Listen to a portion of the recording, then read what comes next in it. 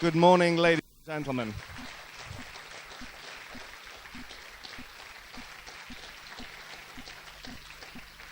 In fact, ladies, gentlemen, friends, and lucky people. And you are incredibly lucky here. You're lucky because of the things that happen outside this door. Hopefully you're going to be lucky about what happen within this room as well. But outside this door, we fill foods that come out of the soil that haven't moved thousands of miles before they land on your dinner table. They have soil on them. Soil is a pretty important thing for all of us. Cows, Philip talked about cows yesterday. Cows eat about 2 kilograms of soil a day, and in it they acquire a whole bunch of minerals that are not taken up inside the grasses that they feed on. Many tribes still today partake in the habit of geotrophism. They eat soil. Have you seen your cats and dogs? Have you seen other animals doing it? And the problem with today is that people live on concrete. They drive vehicles that are isolated from the ground by rubber. They go into carpeted homes. They get exposed to huge amounts of radiation. In just how many Wi-Fi systems you're exposed to now? Quite extraordinary. So, of course, we have a problem. And when we start getting sick, well, what a strange notion that we then have a system that gives us patented chemicals that change whenever the patent runs out. Vitamin C doesn't often become unfashionable. We have a real need for the stuff. But when a drug runs out of patent, lo and behold, there's a new one. But these are new to nature molecules that our bodies have never been exposed to. And we wonder why Western orthodox medicine is the 3rd to 4th leading killer in the Western world. And those figures are not denied by anyone because they're published in journals like Journal of the American Medical Association. So we have a problem, and that takes us back to this notion of sustainability. You people understand sustainability because you are living, probably more so than nearly anyone in the United Kingdom, a lifestyle that supports the principles of sustainability. Sustainable agriculture. Organic farming now makes up about 3% of the food supply. What about energy? We know, and BP knows, and SO knows, that sustainable energy has got to be the way forward. Most of them pay lip service to it because they're still busy raping the earth of its fossil fuels. But the word is in. Now, we even look at things like tourism. We're talking about ecotourism, sustainable tourism, sustainable forestry. Have you ever heard the use of the term sustainability applied to healthcare? When we have a healthcare system, the prescription bill in the United Kingdom is 7.2 billion a year. We could do what the Irish do. The Irish put a €50 block between you and your GP. And you know what it's doing? It's driving people into the health. Here, people live whatever life they want to live, eating the food that gets presented to them subliminally through the media. They live these worlds that are increasingly isolated from the natural environment with which we have been exposed for 500,000 years, or it was 7 million years ago that we separated from our nearest ancestors, the other primates. We are the 3rd chimpanzee, and excuse anyone who's got very strong Christian fundamentalist tendencies, but that is my understanding of it as a biologist. And if we think about the petrochemical industry from which the existing agrochemical industry and pharmaceutical industry have been born, just think about it in evolutionary terms. 43 seconds ago, if you look at the history and evolution of the human being and the development of the petrochemical industry as we know it about 100 years ago, that is 43 seconds ago if you look at it as a 24-hour clock. And are you surprised that our genes are not well adapted to these new-to-nature molecules? So this concept of getting back to nature, of being at one with nature, is pretty fundamental. And I have a son, I've got 6 kids, and my eldest one is at Cambridge reading medicine. And he's in his 2nd year now. He has done half a day on nutrition. And there is no part of that medical training, and, you know, all I will say is thank God he's got a much more open mind, maybe something to do with his dad, than some of his peers, but no part of the education about these professionals with which we entrust our health, or many of us do, most of us don't. And when we get to the end of this, you'll realize why it's not such a good idea to be entrusting your health in these people. Because they don't understand the relationship between our genes and its environment. Codex, born pretty much at the same time that the petrochemical industry erupted to become the most powerful industry on planet Earth in the post-war period. Codex was an idea that came out of the Third Reich. And is it any wonder why the people who run it now, more than any other group, are, in fact, Germans? It's a very insidious concept. Back in 1943, Hitler understood that if you controlled people's food, you controlled people. Have you seen what's been happening in Tesco's recently? The food is being controlled. It's a global commodity. If you look at the EU common agricultural policy, it's about making decisions about which part of Europe is going to be cultivating crop X or livestock Y, which commodities need to be imported from other parts of the world. And we're now starting to consume a standardized diet. We eat cucumbers and tomatoes that have never seen soil. They're grown hydroponically in Holland, or tomatoes from Spain that are grown with phenomenal pesticide inputs. Parts of Wales will be left for sheep, and East Anglia will be left for wheat. But the concept of a diverse, polyculture, regional-based agricultural system that supplies food locally is out of the window if you allow the EU, and then at a global scale, Codex, to continue to maintain its plan. And the great thing is that we, 6 billion of us as consumers on planet Earth, do have power. And I'm sure we're going to hear a lot more today about people who feel that we have to take that power. We need to be empowered so we can affect change. And what is the number one ingredient?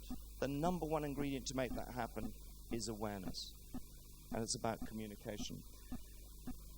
This is where we're going, ladies and gentlemen, unless we decide that enough is enough. Now, what I want to do is take you on a little journey. One of the reasons that it's hard to get people outside of Totnes to hear about Codex is they go immediately, first of all, sounds like a dinosaur. And, you know, hey, they went extinct about 75 million years ago. And secondly, oh, God, not one of those conspiracy theories. I mean, there's people like Ian Crane, he was on about that 9/11 stuff, and, you know, oh, God. You know, they put it in the conspiracy theory bracket. And what that means is you don't have to look at it. No, you can keep your head in the sand. But let's for a minute look what a conspiracy is. Go to the dictionary. An agreement to perform together an illegal, wrongful, or subversive act. let me tell you, ladies and gentlemen, the only reason it's not illegal is because these few thousand people that control the world have decided that it's okay to do it. But it's certainly wrongful, and it's certainly subversive, as Lynn Geelhout said in the European Court. And another definition, adjoining or acting together as if by sinister design. Well, feeding people a whole lot of junk so they get sick and then have to take pharmaceutical drugs that kill them eventually, but don't kill them too quickly because otherwise you lose your market. So what you want is you want people to get sick really young and then to stay alive for a reasonable number of years. It's one of the reasons you've got to be very careful when you look at statistics offered by governments. They like to say, isn't it wonderful what our healthcare system is doing? People now, on average, are living about 5 years longer than they were 20, 30 years ago. I mean, hooray. You've extended your market by 5 or 6 years. The problem is there are children today getting heart disease. There are more and more children getting obesity. Once you go onto the treadmill of inflammatory chronic disorders, they all lead to the same outcome. You either die of chronic heart disease or you die of cancer. Guess what? Heart disease, number 1 killer. Cancer, number 2 killer. The stuff that's meant to fix cancer and heart disease, Western healthcare, number 3. Clever.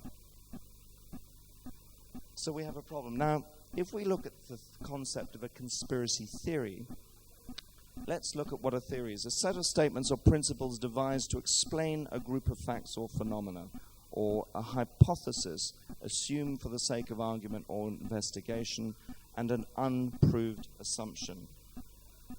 And, ladies and gentlemen, it ain't no theory because the evidence is out there. So it's a straightforward conspiracy. For God's sakes, don't let anyone tell you it's a conspiracy theory. So, you'll find at the back of this room lots and lots and lots of sheets. This is Codex for Dummies. We've put together on one sheet of paper the basic facts about Codex, because one of the reasons you need to understand this very, very carefully is there is so much misinformation and disinformation. It's called smoke screening that's out there on Codex. And I know a few of you have been picked up by us for being inaccurate about Codex, because there are agents out there who go out and deliberately misinform to confuse you, to make you put your head back in the sand. These are the real facts on Codex on one page. I know it's very simple, but you'll see it's all about GMOs. It's all about trying to create a global trading environment for genetically modified foods. Okay? Europe has refused GMOs in certain areas. If we look at one of the prime examples of growth hormone, genetically modified growth hormone in beef that the Americans have decided is safe, Europe has decided that we don't want to import it. Do you know, because of the WTO dispute that followed, Europeans now have to pay $150 million a year to not have GMO beef in Europe. And that's because the EU conducted a survey and they found out that when given a choice over GMO and non-GMO, Europeans prefer non-GMO. That's as close as they got to saying we don't want GMO on these shores.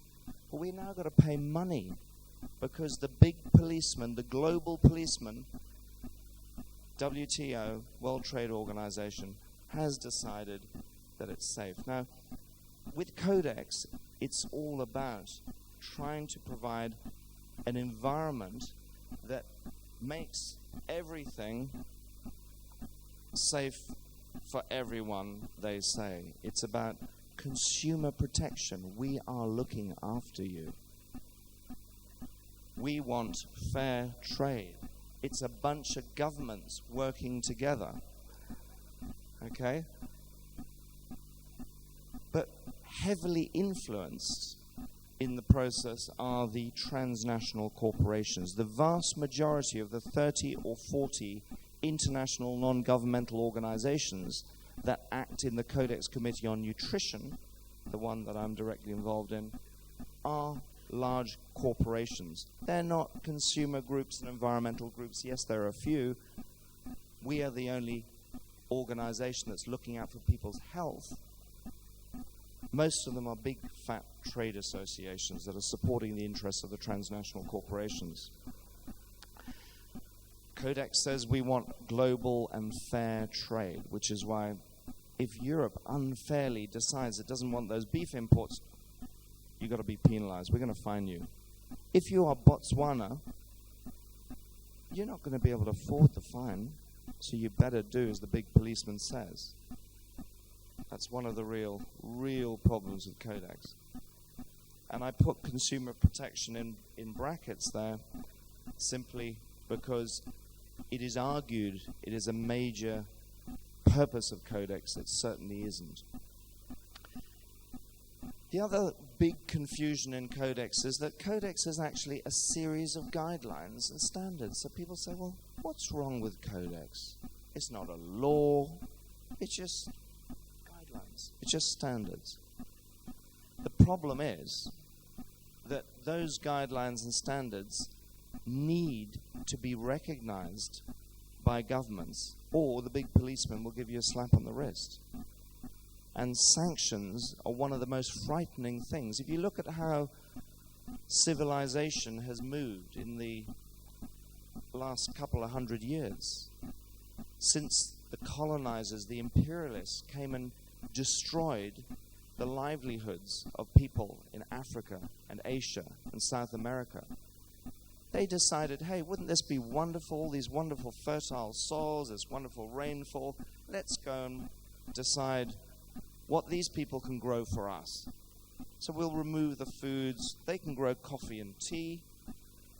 They can have some subsistence crops. We'll give them maize and we'll genetically modify it. And we'll grow it in the same soils over and over and over again. So the people there get sicker and sicker. So the minerals are increasingly leached out of the soil. So they get sick. They succumb to AIDS. We hit them with pharmaceuticals. If they don't take the pharmaceuticals, we'll apply sanctions. It's a sick old world. So these Codex guidelines and standards are templates for laws. They're not laws themselves. And what we have to also recognize is, although there are over 170 countries, including the G8 and all of the most powerful nations on planet Earth, members of Codex, well, what's happening? They are forming into trading blocks. What is one of the biggest trading blocks in the world? Europe. How many countries in Europe prior to 2004? 15. How many now? 29. How many people live in Europe? Pretty much 500 million now. 500 million people. 500 million people who are needing to now accept the fact that their own national governments have virtually no power because all of the power has been centralized in Brussels. And when it comes to natural health, Europe is leading the stage in terms of draconian laws that will slowly, not quickly, don't believe anyone who tells you this is going to happen quickly, because it's a deliberate policy of gradualism. Slowly, you will lose your ability to get health products that will actually be useful to you, that won't be something other than a placebo. The whole of the European Food Supplements Directive is built around products like Centrum that you can buy in your supermarket. Have you ever heard any miracles happening when people take those sorts of products? Do you know that those products are made by the pharmaceutical industry? Do you know that over 70% of all the vitamins and minerals, including some of the ones in Green Life down the road, are made by the pharmaceutical companies? Merck is the #1 supplier of vitamins and minerals, and these guys don't want you to have a whole bunch of trace elements that help you control your blood glucose level, because they want you to buy a pharmaceutical product. That is their core business. That's why we're seeing the ban on many forms of vanadium that went through 3 months ago. Did you read about it on the front page of your newspapers? No. Did you read about the fact that vitamins might kill you? Yes. And we'll look at that in a minute, about how that all works. Codex is built up. It's an organ of the FAO, the Food and Agriculture Organization, and the World Health Organization of the United Nations. It's built up of 26 committees. And lo and behold, they tell you that decision-making is by consensus. But if you're a trading bloc, guess what? You can vote en bloc. Europe is the main trading bloc involved in the Codex Committee on Nutrition, so it's controlling the agenda. So the very laws that we're suffering from, that will result in major losses on the 1st of January 2010, are being fed into Codex for export globally. And then if you don't then modify your laws to follow Codex, you could get that big slap on the wrist. That could stop you receiving vital imports, because your economy has been so skewed to the point that you are supplying cash crops to another part of the world. You need, in order to support your population, you need to be involved in global trade. Therefore, you have to play the Codex game. You can understand the whole plan was started a long, long time ago, and it's still moving slowly and steadily forward. It's not something that's new. So consensus and the big bad policeman, the World Trade Organization. And that's what the small countries are frightened about. So insidious is the word. And I'm not going to go into the various sectors in detail that are on the sheet, because you can all pick one up when we leave. So this is the concept that I'd really like you to get firmly in your minds, this idea that we have laws in Europe feeding into Codex and then dribbling down into other parts of the world. And of course, so many people, when you say to someone, come along and understand about Codex, they might contact their trade association or their farmers association. And they'll turn around and say, look, they're just guidelines. You don't have to follow them. The whole of the US industry, the most thriving natural health community in the world, is being told by their 3 major trade associations, don't worry about it. We'll have a 2-tier regime. We in the US will do what the hell we like. We will carry on having these wonderful supplements here, and then we'll export the cellulose and the cotton wool to those poor people in other countries. The problem is that they won't be able to sustain that politically or economically. They will become an island, just like Totnes could become an island. What you have here is seriously at risk. You imagine when, by international scientific consensus, they decide that 17 milligrams of niacin is the maximum safe level. And you know that you need maybe 1,000 milligrams to help you with your bipolar disorder. You can't get it. You'd have to take one hell of a lot of pills. You'd probably poison yourself with many of the excipients in there before you got any benefit. The levels that they are trying to harmonize through Codex are frighteningly low. By definition, they are non-therapeutic. Codex is about ensuring there can be no therapeutic healthcare through food or concentrated sources of nutrients. That's what it's about. The EU puts that in print, and we'll see examples of that a little bit later. Nice looking chap, eh? This is the man who chairs the Codex Committee on Nutrition that I have the pleasure of sitting on. And that's him on a particularly happy day. He can look worse, and boy, you do not want to be on the wrong side of him. Rolf Grossklaus is not only a German scientist, he sits on the German Federal Institute for Risk Assessment, which is the body that is calculating how much of particular vitamins, minerals are safe.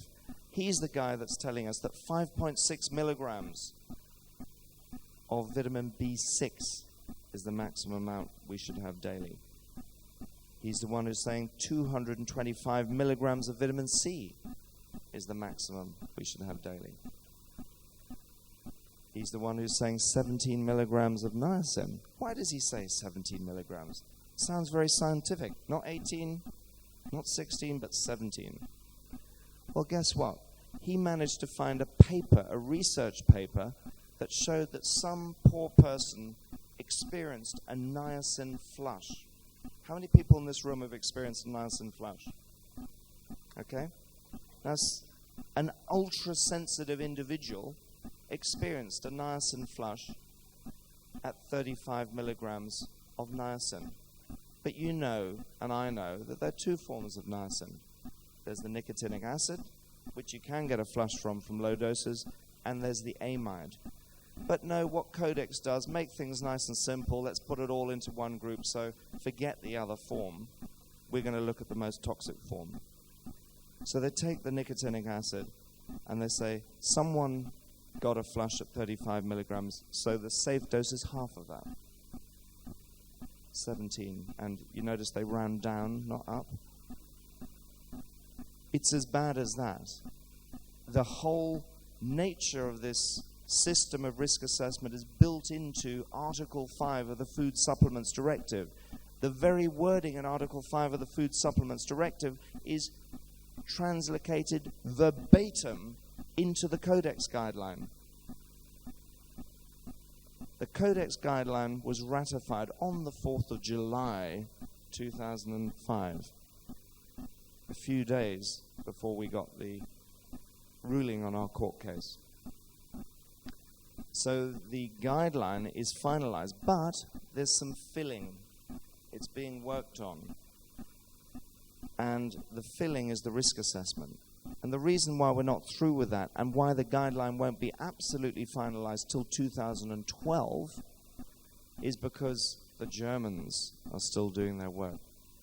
Dr. Grossklaus, when he wears his Codex Committee on Nutrition and Foods for Special Dietary Uses hat, he tells us about how we've got to build this particular guideline nice and slowly, but in the meantime, the rest of the year, he's working very hard with the European authorities, trying to impose a law so that Codex can follow it.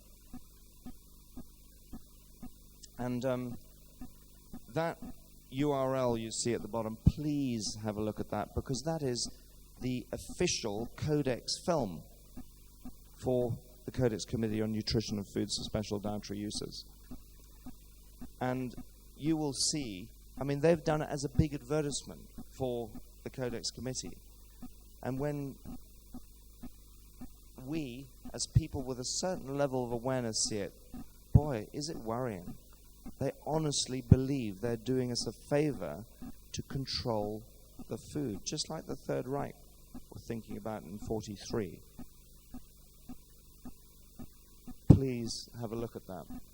So I'm giving you some resources. I want you to be able to go out there and check these things out yourself. The official Codex website is www.codex.org. codexalimentarius.net. That's the official site. See what they're on about. Have a look at the committees. Download the reports. See what they're doing. And this is what it looks like when you load the page up. You'll see, gives you the safety of knowing that the UN is involved, the FAO and WHO. Isn't it wonderful? And just to highlight a little bit further, the main purposes of this program are protecting health of the consumers. We love you. We want to protect you. And ensuring fair trade practices in the food trade. That's for big business. Passport system for global trade and big business. And promoting coordination of all food standards work undertaken by international governmental and non-governmental agencies. That's the official said purpose. And you can see, even in their own words, why it's a concern and why it's a worry when you've got people like Monsanto knocking about. The work is done through these committees. Virtually every aspect of food is being managed. When you look at the birth of Codex in 1962, one of the things it was really going to deal with, do you remember that Rachel Carson's book Silent Spring was also published in 1962? So one of the things it was going to do is deal with pesticide residues. It was going to deal with food additives. The food industry was a little bit out of control, a bit like the building industry. Have you seen those horrors that were built in the 50s and 60s? It was industry gone mad in the post-war era. So actually, some of the thinking, some of the public lip service that was being offered was, we're going to manage this. But of course, the big corporations were always involved from the start. And so they influenced the process. And each of these committees is then handling meat and milk products and natural mineral waters and veterinary drugs and foods. And it's very, very difficult for any organization to keep up with the work of all these committees. And the one on nutrition is the one that we're primarily involved with. And we, in terms of actually attending all its meetings. But many of the others we are following the work of. And it's really, I think, the best take-home message I can give you is creating a passport system for big business so that they can trade globally. Small to medium-sized enterprises, diverse food production systems, heirloom varieties, non-GM, true organic, not the bastardized organic standards that these guys are beginning to take up, are what is at risk. And it goes through this complex step process. And every now and then, we've had some success in delaying some of the steps with the vitamin and mineral guideline. But in the end, the pressure forces it through to step 8. And you know, here we have the guideline, the first guideline on natural health, the vitamin mineral food supplement guideline.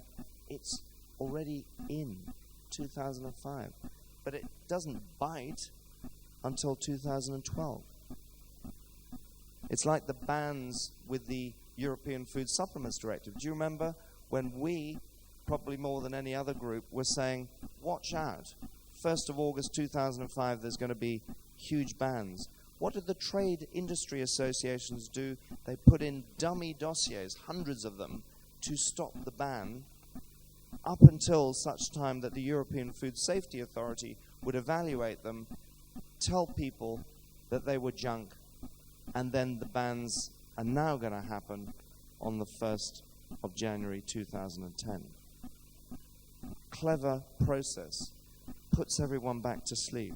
And boy, are people outside of Totnes. I've got to say, this is the biggest audience we have spoken to on Codex in the UK. Congratulations, Totnes.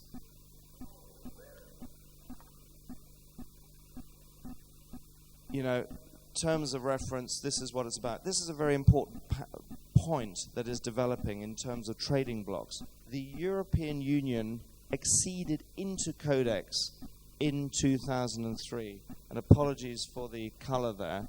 But in 2003, the Codex Alimentarius Commission procedure was modified to allow trading blocs to take part. And of course, the EU is currently the key trading bloc. ASEAN is also involved, Southeast Asian nations, and we have rapid development of a trading bloc in the Americas. FTAA, Free Trade Agreement of the Americas, it's very much underway, something Ron Paul has been talking about a lot. That's why he'll never make it to president. But what happens now is that an unelected official in the European Commission can vote on behalf of all the country members of the European Union that are present. So when Basil Mathiadakis from the European Commission, he doesn't like me very much, decides to vote one way, he's carrying with him 14, 15, 16, 17 votes. We're not seeing at the moment a lot of the Eastern European countries getting to Codex meetings because they haven't quite woken up. But they will play the game with the Commission because they don't want any slaps on the wrist. They don't want any fines from Brussels. And that is quite remarkable. So we have Europe maybe voting 15, 18 votes, America 1 vote, Ghana 1 vote, Malaysia 1 vote. So, it's as the trading blocs start forming more and more around the world, the trading blocs will control everything. All the other countries will have no say because they just won't have the firepower anymore. So Codex is preparing the way for the trading blocs and total global control of our food supply. And this is what's happening in ASEAN. You see, in Southeast Asia, they have woken up to the fact that they better play the game. One of their stated objectives is to identify and harmonize additional standards whenever required, where international standards are not available, and when requested by industry, align national standards among member states. Harmonize, harmonize, harmonize. What do you harmonize to? You harmonize to global guidelines. And, hey, you remember the policeman, World Trade Organization? Ensure compliance with the requirements, rights, and obligations of the World Trade Organization Agreement on Technical Barriers to Trade. So you've got to think about Codex as the instruction manual. You've got to think about the laws as the device that does the damage. And you've got to think of the World Trade Organization as the policeman that looks at what's going on. Now, what's happening in America? Well, we've all heard about DSHEA, Dietary Supplement Health and Education Act, that creates the most liberal environment for natural health in the world. I talked about it becoming an island. Many Americans are still being told it is a safe environment for you to carry on trading with your natural health products. 50-60% of Americans take natural health products. It's a pity that so many of them take drugs as well. Have you seen those adverts on US TV where they've allowed pharmaceutical advertising, something that's again being contemplated in Europe? Take a drug for asthma, and some of the side effects can be breathing difficulties and death. I mean, why on earth someone would take an asthma drug? I don't know. But what they've done, as they wait for the FTAA to gear up and Codex to take further force, they've thought, let's have an interim solution. It's the Trilateral Cooperation Charter. We'll bring in Canada, US, and Mexico. We better start keeping those Mexicans under control because they've got all those cancer clinics there. We've got to knock those out. So one of the key things they're doing, and there are more than 700 prosecutions that have occurred under this charter already in the United States, and those are figures directly from the FDA. Check out their website. They've brought in this wonderful concept of health fraud. Health fraud is a bad thing. We all agree on that. They define it as follows. Check out the annex. The false, deceptive, or misleading promotion, advertisement, distribution, sale, possession for sale. And we agree that's all bad. We don't want anything that's misleading promotion or misleading advertisement or distribution. But the killer is the word or in the second part of this definition. So read the bit after the or. Health fraud is offering for sale of products or provision of services intended for human use, not for pigs, not for guinea pigs, that are represented as being safe and or effective, to diagnose, prevent, cure, treat, or mitigate disease, please no, or other conditions, in case you have them, and they're not diseases, to rehabilitate patients, oh my God, or to provide a beneficial effect on health. Health fraud. It is funny. And what it does, and we have exactly the same system operating in Europe. We have the Human Medicinal Products Directive in Europe that makes everything a medicine. The definition of a medicine in Europe is any substance or combination of substances that is used to correct, modify, or restore physiological functions in the body. Water, coffee, carrot juice, drugs. Everything is health fraud, everything's a medicine. What is it trying to do? When you really eyeball the people who develop these laws, which I've done many times, you know what they say? We want to protect you. We need an umbrella to catch everything.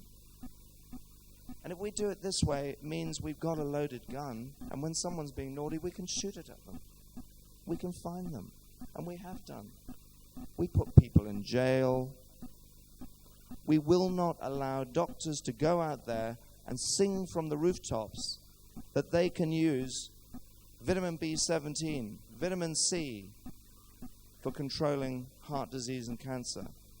We will put you in jail if you do that. Stephen, take it easy. We have a problem in the sense that these laws are so broad, and we have allowed the regulators to have a loaded gun that they can shoot as they please. Now, I think we were meant to go on to a... I just want to show you... Guys, are we ready for a little video clip? Whoops. Now, I want to bring you back to 2003. This is what created, if it works, the existing regime. Okay, here we go. All right, I see. Okay, I see. But we've got something operating in the background.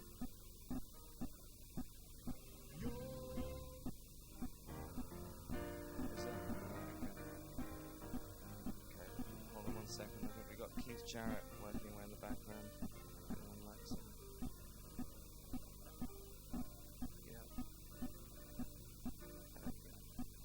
Bye-bye, Keith. Okay.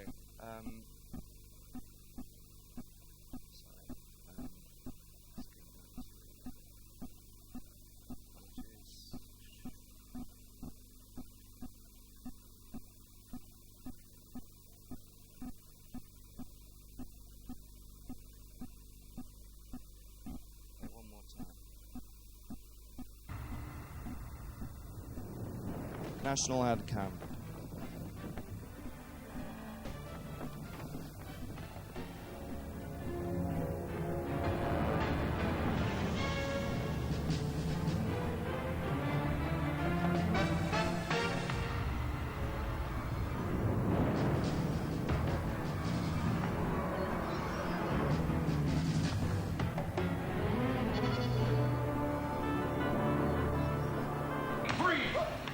Guys, it's only vitamins.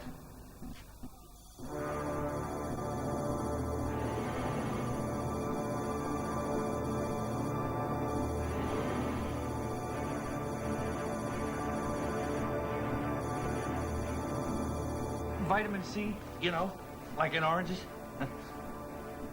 If you don't want to lose your vitamins, make the FDA stop. Call the U.S. Senate and tell them that you want to take your vitamins in peace. If enough of us do that, it'll work.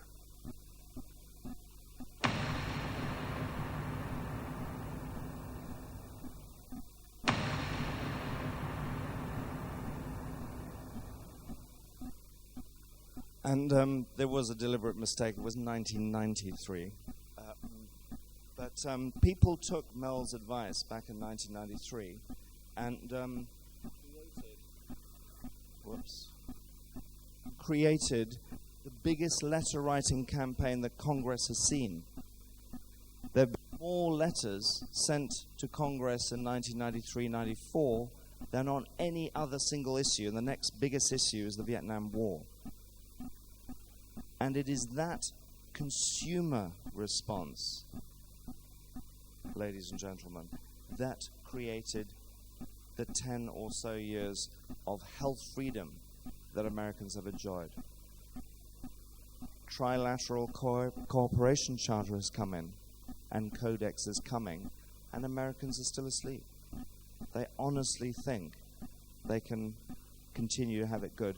And most of them, apart from the people who were directly involved in that campaign, have forgotten just how hard it had to be fought. And if we in Europe decide to sit still and do nothing, we will be trodden on. It will happen for sure. You know, we need to respond. And it's not that difficult to really change the paradigm. And we'll look as we finish at how we need to do that. First, some filling to really give you the incentive. I want you to understand just how narrow our diets have become over the last 50 or so years. Think about the grasses that we eat. Well, global trade in about 6 species. 3 of the 3,000 tropical fruits around, global trade in about 4, represents about 80% of the global trade. There are 18,000 leguminous crops out there. Those things are really great for the soil because they put nitrogen back in, so you don't need to use those horrible synthetic fertilizers. But the vast majority of the global trade is in just 5 or 6 species. Beans, peas, soybeans, most of which are GM now, peanuts, alfalfa, and clover. So when the government tells you to go out and eat a balanced and varied diet, and you can get all the vitamins and minerals you need in the diet, understand one thing, that they are talking rubbish. And there's not a single bit of science to support that. Not a single bit of science. The Food Standards Agency's own surveys on nutrition tell us that large numbers of people are not even making the RDAs of many vitamins and minerals. Most people are chronically zinc deficient, and we need zinc for our immune system. Single quickest way of reducing the rate of death and increasing CD4 counts amongst African AIDS patients is to give them a bit of zinc. We're all chronically deficient in magnesium. Even the RDA tells us that we should be having 300 milligrams a day. Look at the products out there in the supermarkets. Some of them have got 5%, 10% of the RDA of magnesium. You know, better not take too much because it might give you a runny tummy. Depends what form of magnesium you take. And magnesium is one of those minerals that's most strongly associated with heart disease. Our diets have changed dramatically. So we're very deficient. All those trace and ultra-trace elements. Philip was talking about sea salt and about inland sea salts yesterday, about how good salt is for you. The classic old ocean-dwelling naturopath solution was have half a glass of seawater a day and you don't get sick. Because seawater is full of about 70 or 80 different minerals. We have evolved from the sea. We know how to handle minute quantities of ultra-trace elements. If you read journals like the Journal of Trace Element Research, you'll find that every year trace elements that the EU and Codex think we should never have in our food supply, that have disappeared from our food supply and we shouldn't have as a supplement, are really great. Think about lithium for the brain. Think about vanadium for blood sugar. And when you look at the others, germanium, rubidium, even arsenic, even fluoride, but not monofluorosilicates that are used to mass medicate the water supply. Natural fluoride at very low concentrations. So understand how much our diet's changed.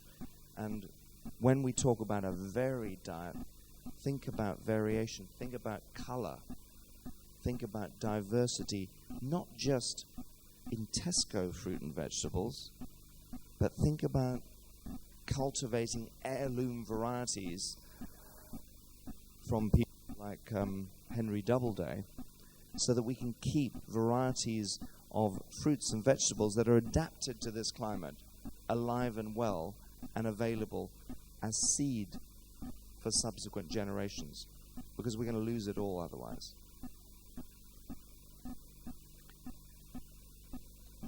When we think about trying to cultivate a healthy agricultural system, these principles are understood now as being good. They've been born out of organic agriculture, but even mainstream agribusiness people are paying some lip service to diversity, to biodiversity, to natural enemies, to hedgerows.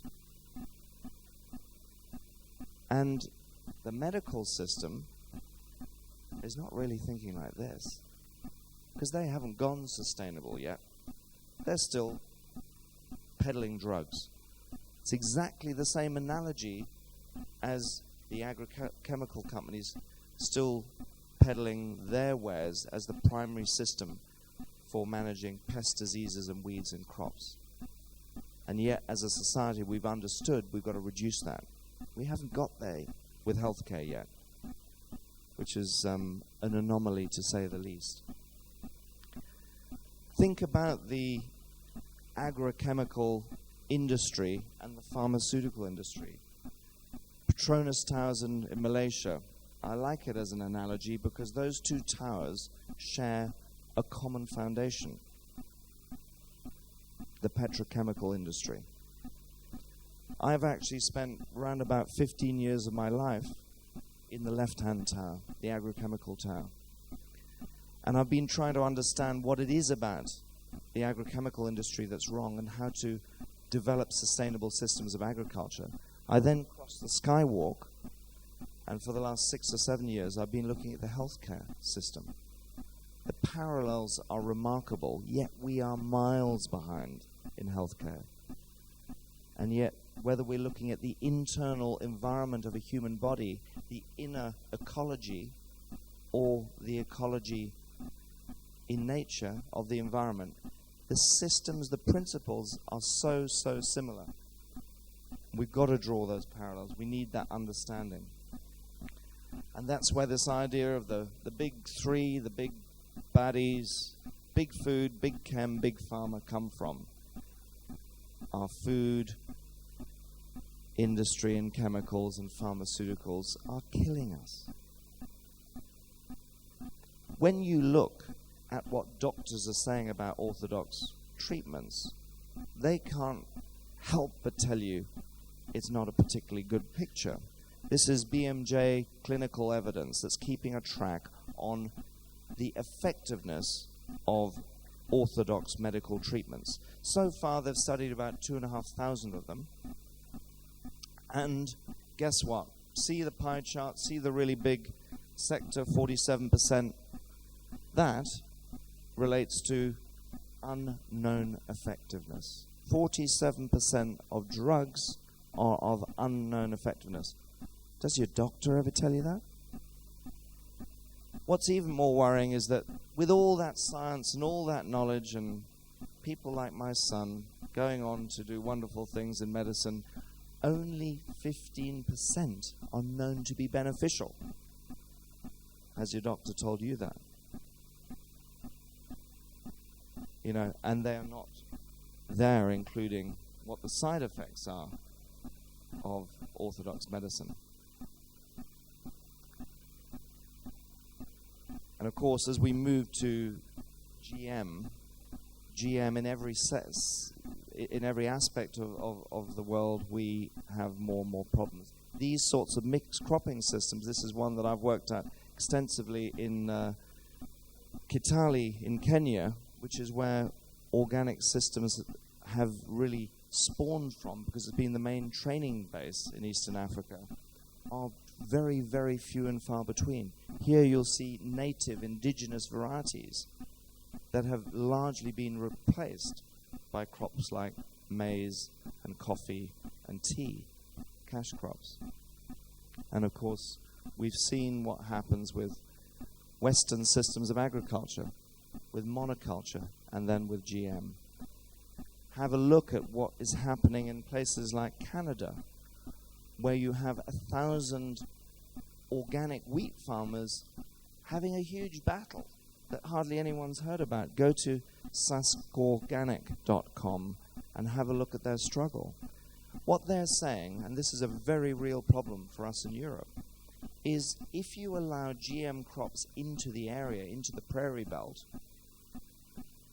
guess what? The GM crops will contaminate the organic crops, and because by definition in organic you can't have over and above a certain level of contamination, you are not going to be able to sell your produce. In Europe, the level is being reduced from 0.9% GM contamination to 0%. The commissioner is saying, we love organic farming. We're going to protect you. You guys don't want GM in your organic food, do you? So they're producing a level that will make it impossible to produce organic food because it's going to be contaminated with GM. There's all sorts of clever tricks being played out. When you look at what's happening in Europe, you've heard that 96-98% of Europeans don't want organic, but look at all the trials that are going on at the moment in Europe. This is the European Commission website on GM. There's one company's name that appears rather often along here. Begins with an M, ends with an O. Monsanto. More or less a monopoly on GM. More or less a monopoly on the staple crops on which we now survive. Terminator technology, GERTS. It's coming. Codex committees are discussing it. The Canadians have been great fans, but because of the fight that's going on in the prairie belt at the moment, they're saying, look, at the moment, we're not going to impose it, but it's still research, and we're going to allow some research to go on about it. You know, the reason the research is going on, because it's going to be let out of the box sooner or later. And there are 2 billion people on this planet who currently owe their livelihoods to be able to collect seed from their crops. 2 billion people. Terminator technology comes in, they're going to have to go back to Monsanto to buy their seed. Their livelihoods, they are then controlled by a company who's been given free slather by the system we call Codex to do it. And it's told us it's safe. It's safe. Let's do it. Extraordinary. Have you noticed there's a difference in the organic foods we see in some of the big supermarkets compared with what's out here? It's all very clean. Generally a lot of air miles on it. Come in from a long way away. Is it ecologically efficient to consume food that's coming from New Zealand and Israel and South America? Think about the fuel cost. Think about the energy. And also think about the guidelines that tell us it's organic. They are being diluted year in, year out to suit big business. More and more additives and chemicals can now be used in organic farming because the big boys are pushing for it. They're saying, look, we need to feed the masses. We can't do it unless we have a little bit of help. We need more preservatives. Put the preservatives in food, you kill the enzymes. You kill the enzymes, you lose many of the benefits of fresh, natural whole foods. Have you noticed how some supermarket apples these days, you can bite them, and the peroxidase reaction that would normally turn a Granny Smith apple growing in your orchard brown within seconds doesn't happen anymore. You get apples that can sit out there exposed to oxygen. They do not oxidize because the enzymes have been taken out so that they can stay super fresh for long periods of time. Our food is being manipulated. In a perfect world, if we could live to 100 years of age in perfect health, it would be wonderful. And then we drop dead on our 100th birthday. But of course, what happens in practice is we live a life and we get sicker as we go on. And as we get older and older, we get more and more sick, and then we die somewhere between the age of about 75 to 80 if we live an average lifestyle. Of course, no one in this room does. And, you know, we are all experiments. We are experiments. There's been no studies on people like us that make different choices from the rest.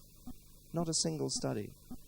But you know that we spend a lot less time in our doctor's surgeries. Wouldn't it be interesting if we were all studied?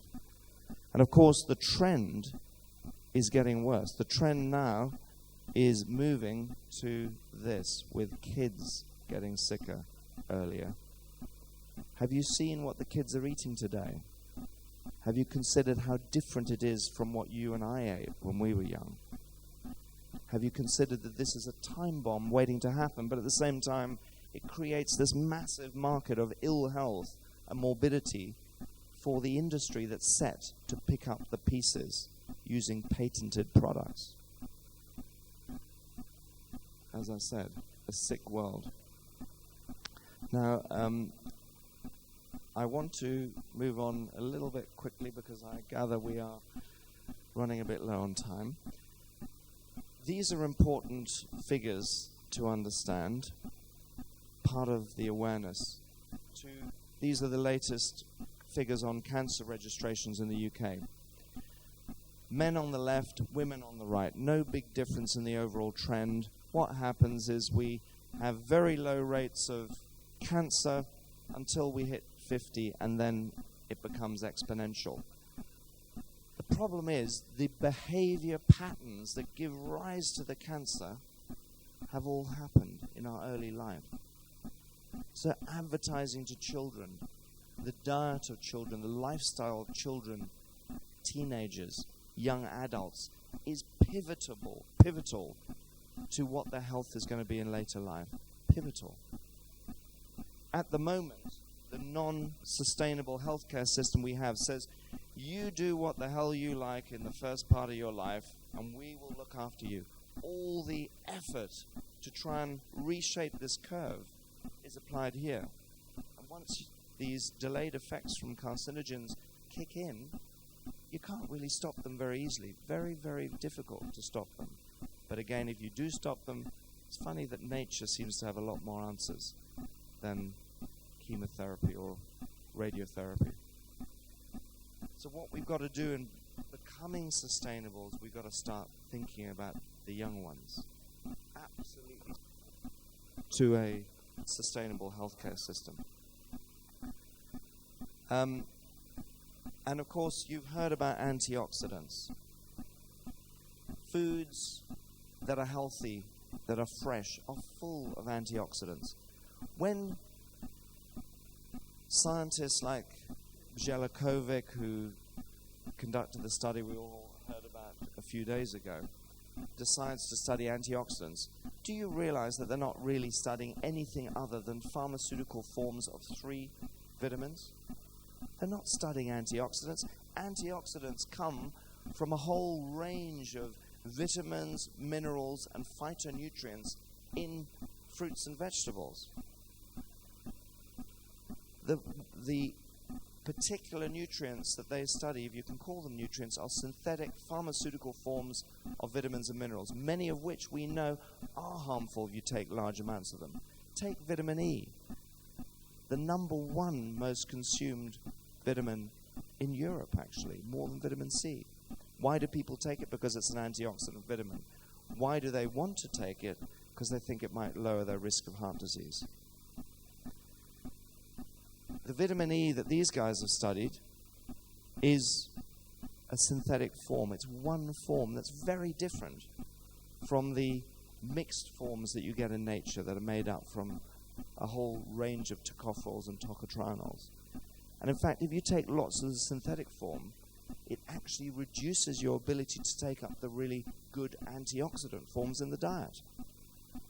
So it is counterproductive.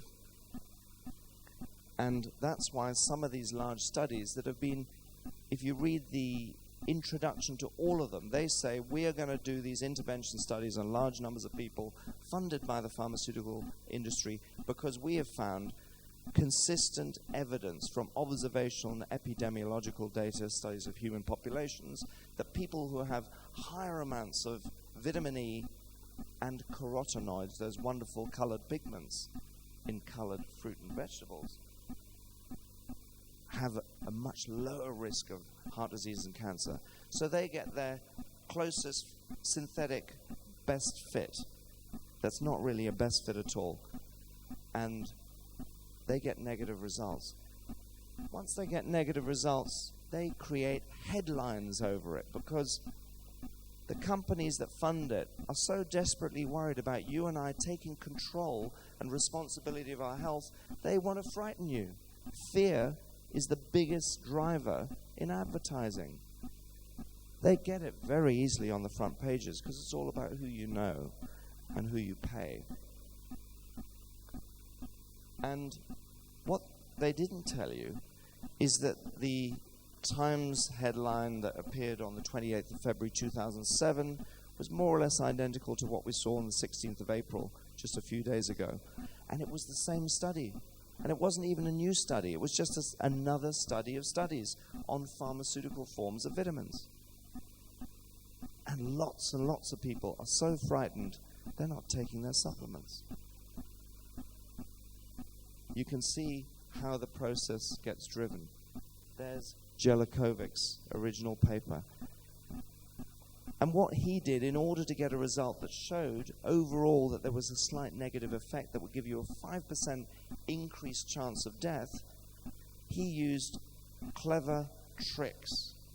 He started with several thousand studies. He removed large numbers of them. In the end, he only looked at 78 of them. And the interesting thing is that in getting there, he removed 405 studies that showed no mortality. Because he's obsessed with people dying, he had to take out those studies where people might have had a health promotion effect, God forbid. 405 studies were taken out because people didn't die. So he only looked at ones that died on pharmaceutical forms of vitamins. Is it going to stop you taking natural health products?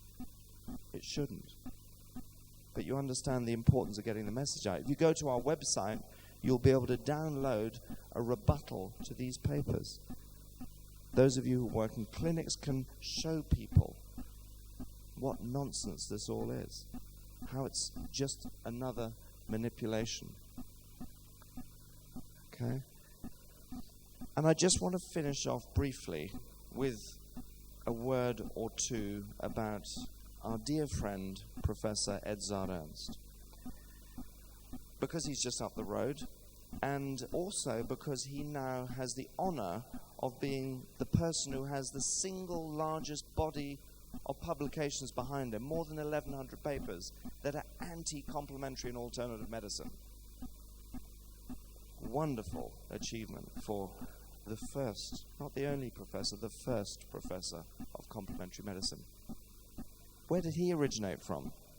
Germany. He trained as a homeopath. If you go to the British Medical Journal and read the profile on him, he says he couldn't believe the results he got when he was working in homeopathic hospitals in Germany. And yet he has now written more papers that criticize homeopathy and other forms of complementary and alternative medicine than any other single person on the planet. And I just very briefly want to tell you how he manages to come up with this nonsense, because it's something you will come up against. And the best way of doing this is for me to show you his slides. I sat in a talk of his last October, and I reproduced this slide and the next one from his slides. He says, my job is to tell you if complementary and alternative medicines work. I am interested in specific therapeutic effect. The effect of the acupuncture, the supplement, the spiritual healing, all of these things. That's what I'm interested in. I also, as a scientist, because I'm very clever, I know there are other effects going on. One of them's placebo effect. The effect of an expectation in an individual of something, which is why you can respond to a placebo drug or supplement. We'll also look at the Hawthorne effect, which is the behavioral change that occurs when you start undergoing treatment. You know, if you have cancer, you may start to eat differently.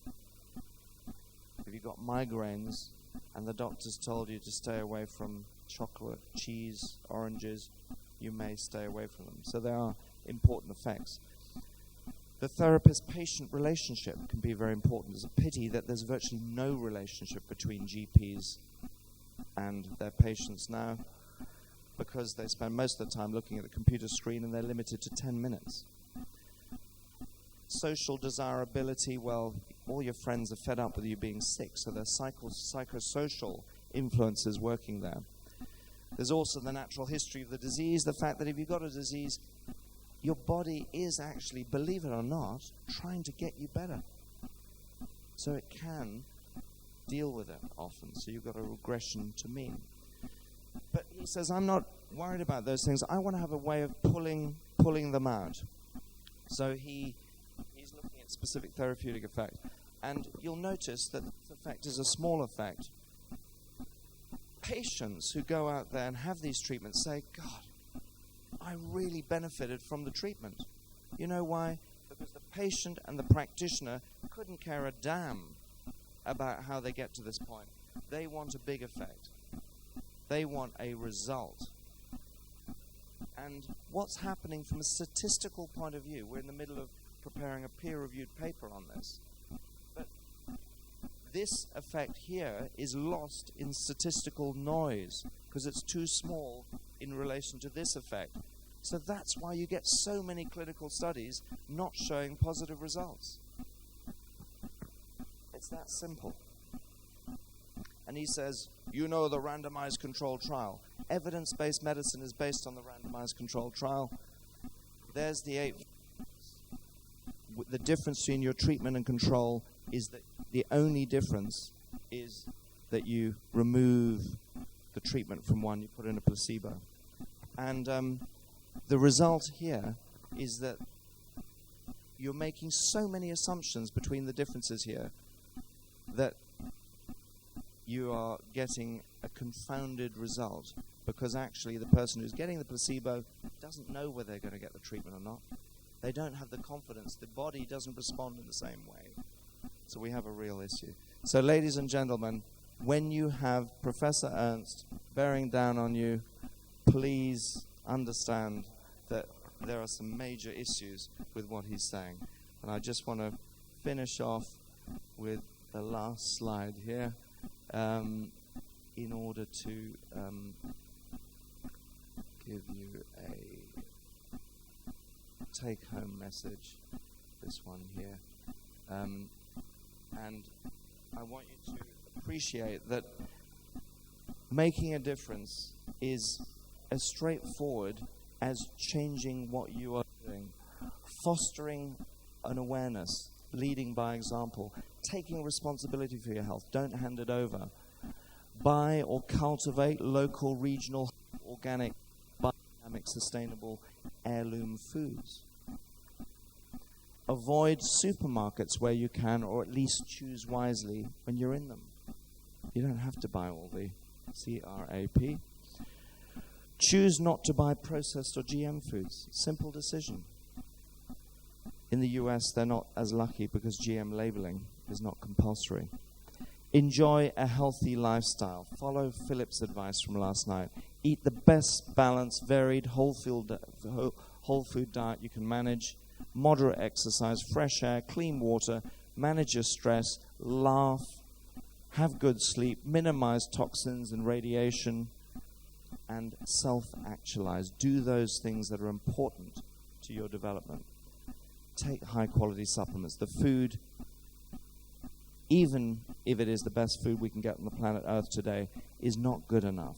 And I've spent a lot of years looking at that. We do now need to supplement as a matter of necessity. Trust in self-healing, therefore avoid your GP and orthodox healthcare wherever possible, because it's the third or fourth leading killer. I mean, it's as simple as that. Work with kids, the next generation.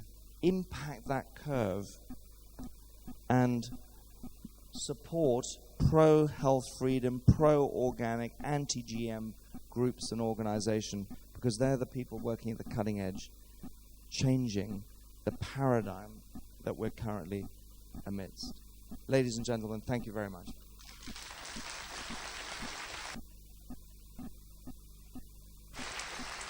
Great job, mate.